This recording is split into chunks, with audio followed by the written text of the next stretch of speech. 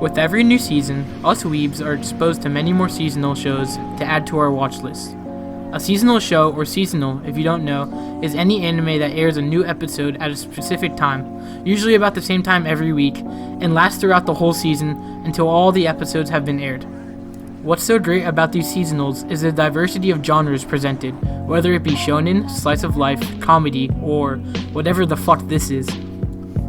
There's really something for everyone to enjoy, which I think makes seasonals something so cool to talk about within the community. Currently, at the time this video is airing, we are about a month into the 2020 winter anime season, which is in my opinion a good point in giving a first set of judging to these new anime. In this video, I'll be discussing some of my favorite shows that are being presented this season, along with what I enjoy about them.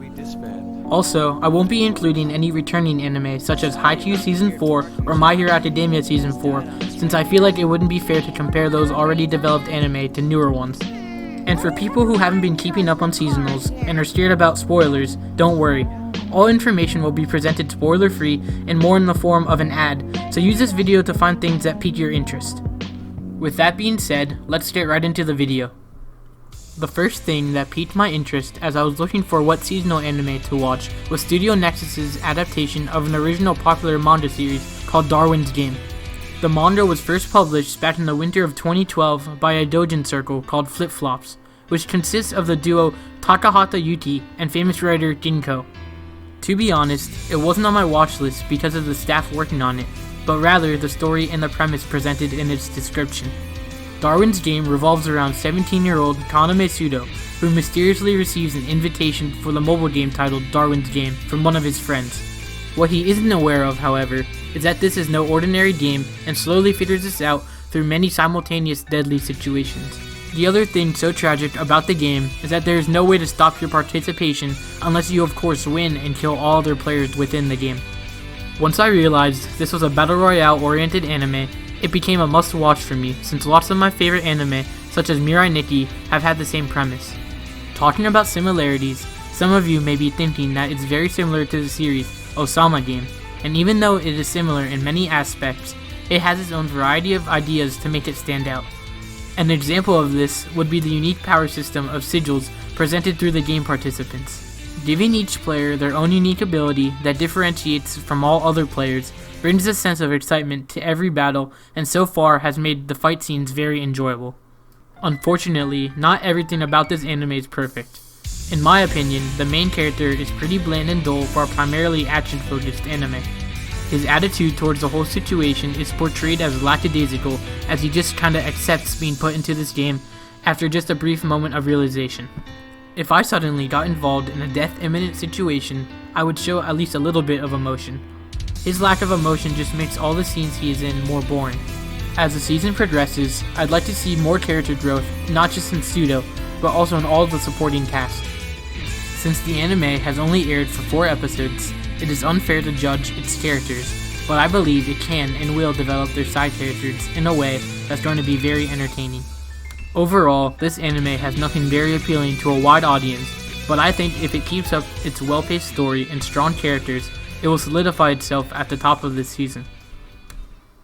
I am a simple man. If I see a rom-com, I click, and the next anime up on the list is no exception. Rike Gakoi ni Ochita no de Shome Shitemita, or translated into English, Science Fell in Love with Me, So I Tried to Prove It, was created by Alfred Yamamoto and gives watchers their take on what would happen if 2 hardcore scientists were in love with each other, but denied it because they insisted on proving it through experiments and data. And after watching the first episode, I came to a very fast conclusion. If Dr. Stone in Love is War had a baby, this would be it. The reason I say this is because the main characters, Shinya Yukimura and Ayame Himuro, never actually admit their feelings blatantly to one another, creating a similar relationship to Kaguya and Shirogane in Love is War. As indicated in the title, the anime also includes many science references, which to my surprise were quite accurate and depthful in its explanations, similar to Dr. Stone. To be honest, this isn't much of an exciting premise, and I was also hesitant at first, but I promise after the few episodes you watch, you will be entertained. They take away dull moments and replace them with scenes involving other side characters, which create unique scenarios. Unfortunately, in my opinion, they fail at keeping it entertaining throughout the whole episode. The moments where they explain scientific methods usually last for about 2 minutes each, giving watchers a way too detailed analysis. Most people, including myself, are watching it for the comedy and romance part of the story, and even though I respect Yamamoto's expressing his love for science deeply, it does nothing to develop the story, and frankly is just a boring part that I skip every time. My biggest concern for this anime, however, is the direction that it has been taking in the recent episodes. It's going through what I call the rom-com slump, which becomes apparent in almost all rom-com anime around the middle part of the series. During this time, all episodes seem to get boring, and this is due to the loss of initial excitement and lack of an imminent conclusion. Episodes start to blur together and lose their enjoyment factor, which can be especially dangerous for an anime airing only one episode per week. If this show wants to separate themselves from other series, in the next few episodes they must not fall into this slump and find a way to make the least important episodes of the show entertaining. Even if they can't find a way to avoid the slump, I still believe the show has enough credentials to be regarded as one of the best of the season, and I look forward to seeing its conclusion. Before I get to my favorite anime of the season, I had to include the iconic ecchi of the season, Interspecies Reviewers. I won't, and can't because of YouTube regulations, go into depth about its plot, but if you haven't seen it, it's reached number 2 on my anime list, which is a feat no other ecchi anime has come close to accomplishing. I don't care if it's just up there as a joke, the fact that the community has come together to accomplish this just proves how much of a commotion it has created, and I felt like not including it in this video would result in not including one of the biggest series of the seasons. Anyway, don't watch it in public, trust me, things get weird.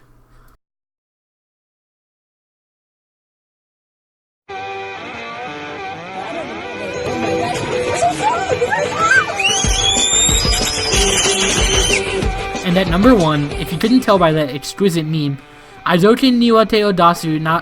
Fuck! Aizokin ni wa te o dasu na, or Keep Your Hands Off Aizokin, written by Sumito Uwara back in 2017, takes its spot on the podium as my favorite anime of the winter.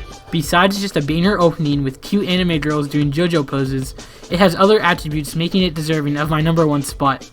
First of all, adapting Uwara's original manga work is the studio Science Saru, which is the same studio that produced the award-winning anime Devilman Crybaby back in 2018.